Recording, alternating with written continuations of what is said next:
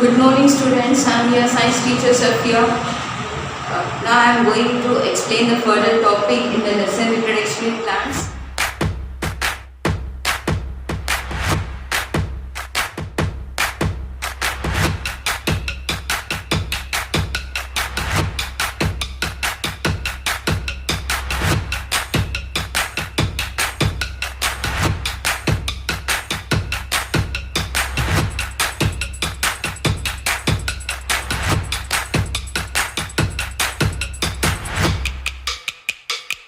So as we have seen, there are two kinds of reproductions, sexual reproduction and asexual reproduction. So as sexual reproduction we have completed. Now second one is asexual reproduction. Other one is asexual reproduction.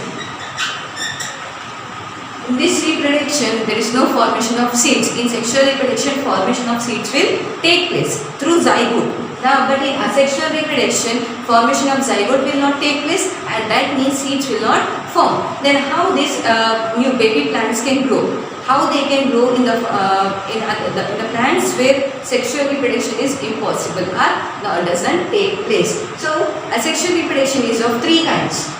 That is, one is through vegetative parts, that is called as vegetative reproduction.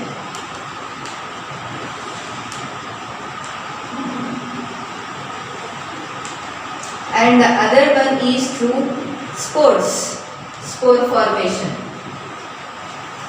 Then birds. Okay, so here asexual reproduction takes place in plants by three different ways, that is by vegetative reproduction, then formation of spores and the formation of buds. So let us see what is this vegetative reproduction. In asexual reproduction, sexual organs are not involved. That means androecium or stamen, gynoecium or pistil are not involved in asexual reproduction. So first, as I said, vegetative reproduction. We know that there are three vegetative parts of a plant. What are the three important vegetative parts of a plant? That is what? Stem, root and leaf. Stem, root and leaf are the important vegetative parts of a plant. So by using these three important vegetative parts, new plant can be grown. We have seen that rose plant. Which part of the rose plant is sown in the soil part is to get a new plant. How you will use this rose stem?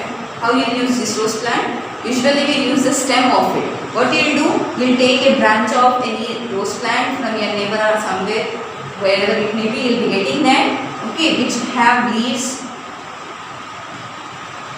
And as well as the stem will be taken, and that same stem will be kept in the soil and it is watered properly. After some days, that is week or 2 weeks, you will observe that this branch which was present, that will grow as an individual new plant. Here that means we have used vegetative part, we have used stem of a plant to grow the new plant. Have we seen any formation of seeds or any fertilization or germination? No, there is no fertilization, germination or formation of seeds. Directly the stem is used for growing of new baby plant. That is what vegetative reproduction. Next one, root. There are many other examples of reproduction through stem. The other one is usually all the flowering plants will be vegetative reproduced. They are reproduced vegetatively using the stem. And in the same way, here we have other plants which use root. Okay, you can take example of carrot. Okay, carrot is a root. So what happens when you take see a carrot? The carrot upper layer which we remove, okay, we have to cut that upper one and we have to sow it in the soil. You will observe that after 1 or 2 weeks, if you water that plant, part properly, roots will be growing through that. And as the roots are growing, a new plant will be growing, and as a result, carrots will be found on that plant. That is how reproduction through roots. Here also there is no formation of zygote, no formation of seeds. Only the roots are important for the growth of new plant. Even in potato also. You have seen potato. Have you ever seen a potato? A potato, okay, and it has eyes on it. EYES, eyes. Okay, you will see that creamish or whitish colored spots present on the eye, on the potato. Those are called as eyes. So what is the use of this eyes? Eyes are vegetative parts which help in reproduction of new plant. How means you take a potato, okay, remove this all the eyes from that and take 2 cups. This is an activity which is very easy, you can do it at your home. Take 2 cups, paper cups you can take, or you can take 2 what I can say pots, flower pots, and you can do this activity. We need 2 cups, fill these cups with the soil, okay, and separate this ice from the soil. In first paper cup, label it as A and B. In first cup which has soil, you have to sow this ice, you have to keep this ice in the soil, okay, and cover it properly. In second one, you are not going to put any ice, it will be the same as it is. It doesn't have any vegetative part of a potato. One part, the first cup has ice, and whereas the second cup doesn't have any vegetative part of potato. Now you have to water both the cups for every day continuously for 1 or 2 weeks. You will observe that in the first paper cup, in this cup A, baby plant will be growing. The baby plant is small twig and the baby sapling will be growing from here. That is because by this what you can understand that ice will help in reproduction. From this ice a new plant is growing. But see here in B, we have not kept any ice or nothing. So there is no reproduction or there is no growth of new plant. This is an example of this modified stem. It is called as modified stem. Actually, potato is not a root, it is a modified stem. Because why it is a modified stem? Actually, the grazing animals will eat all the plants. So, in order to protect its fruit, this plant will potato plant will store the food in the stem. And that stem will be present under the ground. So, if it is under the ground, the grazing animals cannot see that and they cannot graze. So these plants will be living safely without getting interrupted or something. So this is how potato is a modified stem. In the same way, carrot from roots it is grown. And next one we are going to leaf. Vegetative reproduction through leaf. In leaf we will observe that usually this leaf is very rare, and I can say it is an ornamental plant, that is bryophyllum. Bryophyllum is a leaf. Okay, so how this reproduction will take place in bryophyllum? So bryophyllum is a leaf, a big leaf will be.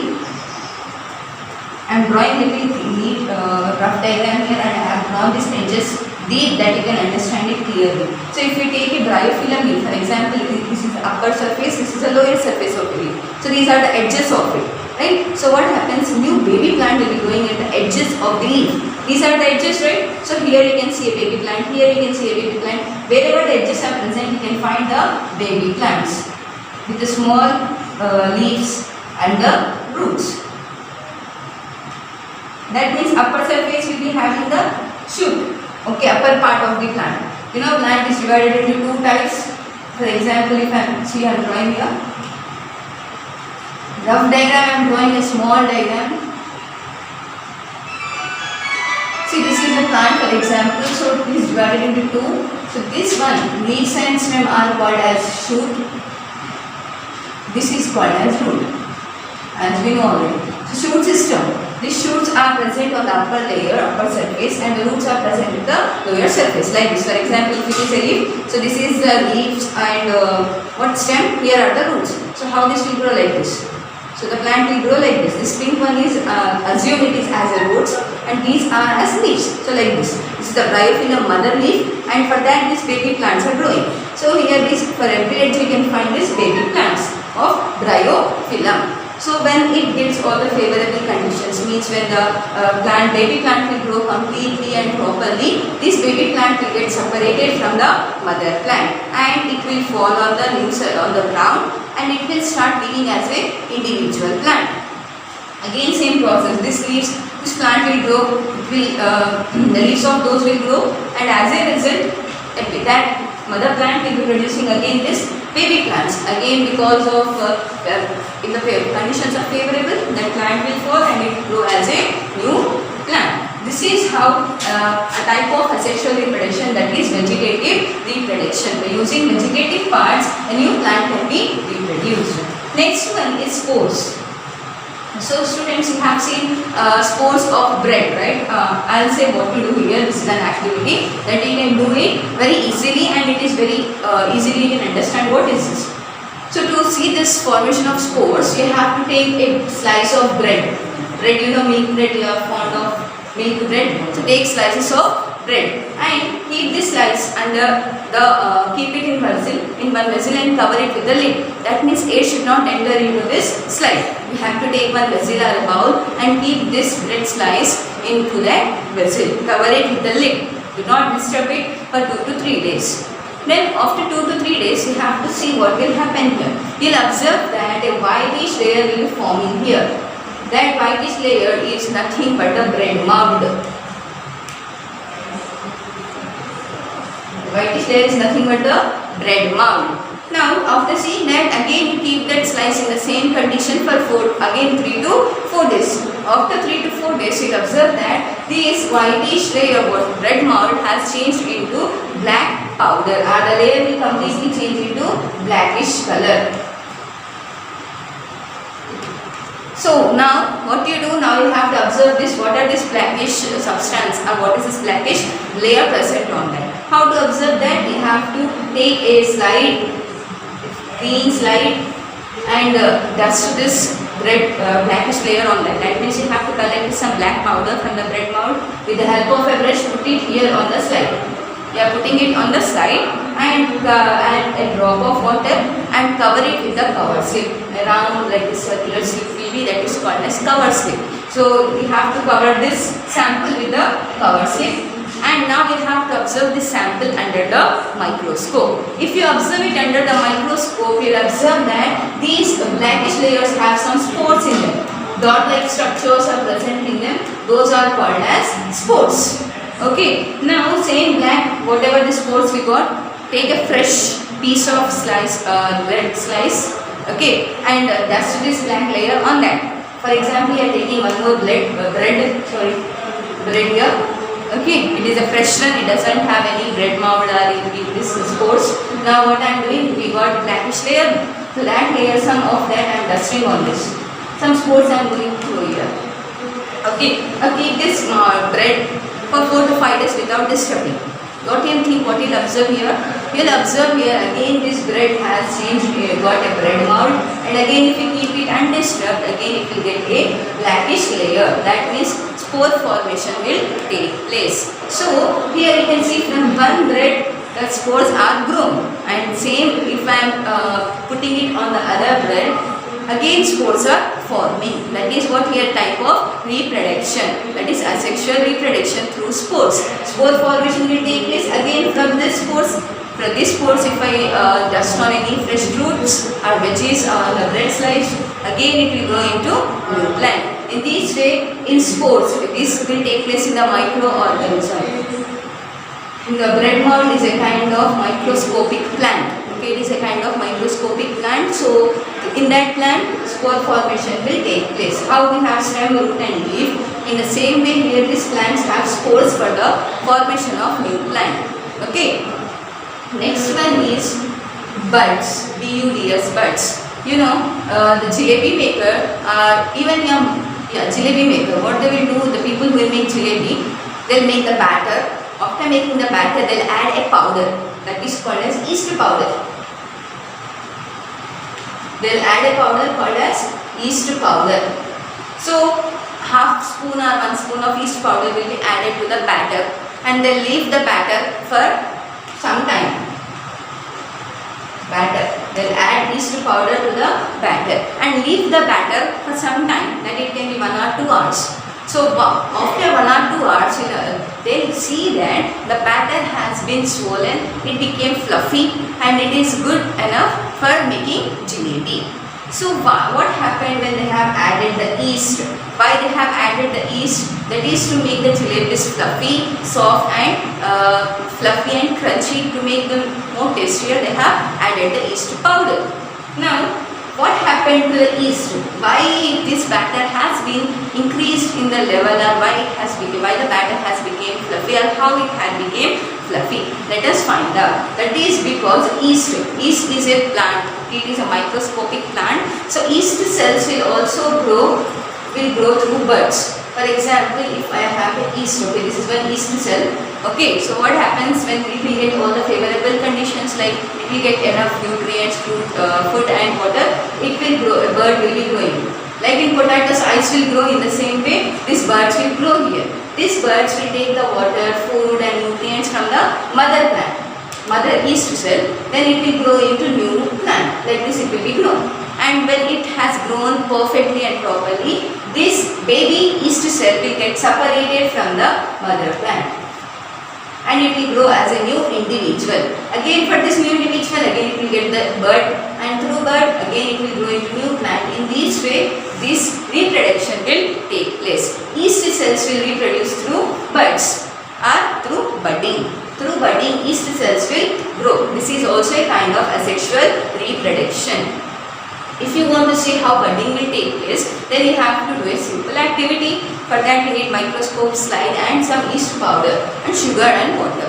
What you do, first of all, take some sugar and add some yeast powder, half spoon of yeast powder. Yeast powder will be available in the market. At least half spoon of yeast powder you have to add for 1 spoon of sugar.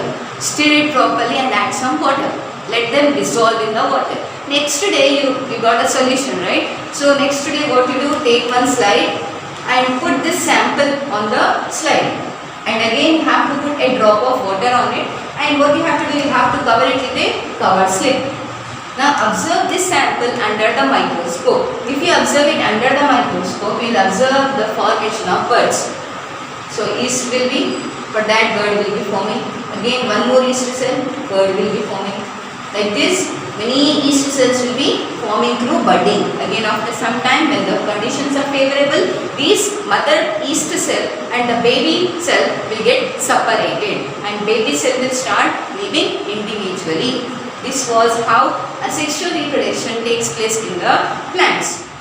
So your homework for this topic asexual reproduction is go through vegetative reproduction definition and find out 2 examples of reproduction through stem, reproduction through roots, reproduction through leaves.